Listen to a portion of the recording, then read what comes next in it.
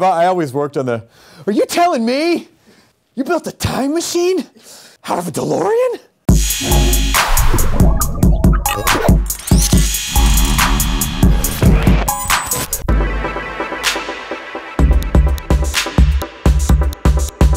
I know it looks ridiculous that I'm talking seriously dressed like this. Every time I start to get more serious, I'm like, I'm wearing glasses indoors and a puffy vest. This year is my 12th? Maybe 01, I think, was the first year I went to the San Diego one.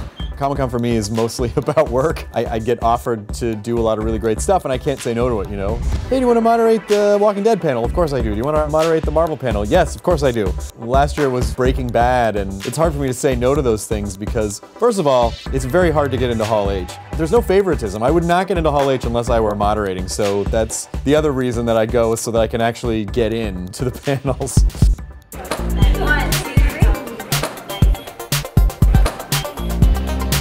It was the one where there was the stabbing a couple of years ago. It was for the movie Paul, and we were all about to go out. We're all about to walk out, and they go, okay, everyone back up to the green.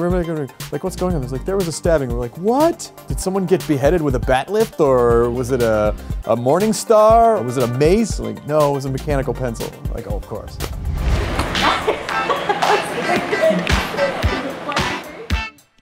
I would wait in line for Bill Murray. Bill Murray's definitely at the top. And a lot of the people I've actually been fortunate enough to meet because they've either been on the podcast or I've done their panels. We just had Tom Cruise on the podcast because I met him doing the Edge of Tomorrow panel last year. He did this movie called Rock of Ages, and the character that he played, I played first when the show first started in Los Angeles. So he runs out and everyone goes crazy, and I was about to start talking and he goes, you and I have something in common. And I go, I don't think we do.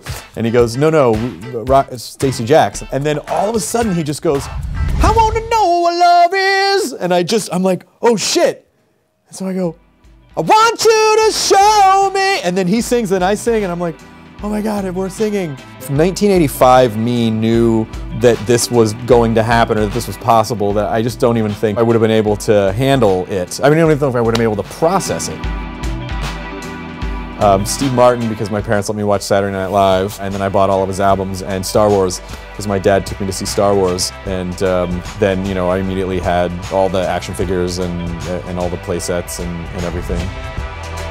Comic-Con is exhausting in the best possible way because it satisfies every piece of fandom that you could have, and you see a lot of people you never get to see, and you see amazing cosplay, and you know, so much of nerd culture has spilled over into the real world now, and it's so acceptable now, but when I was growing up, that's really, that was the haven that you had, where you could connect with other people, you know? To be able to go to an event like that was a real haven. It was like a Narnia.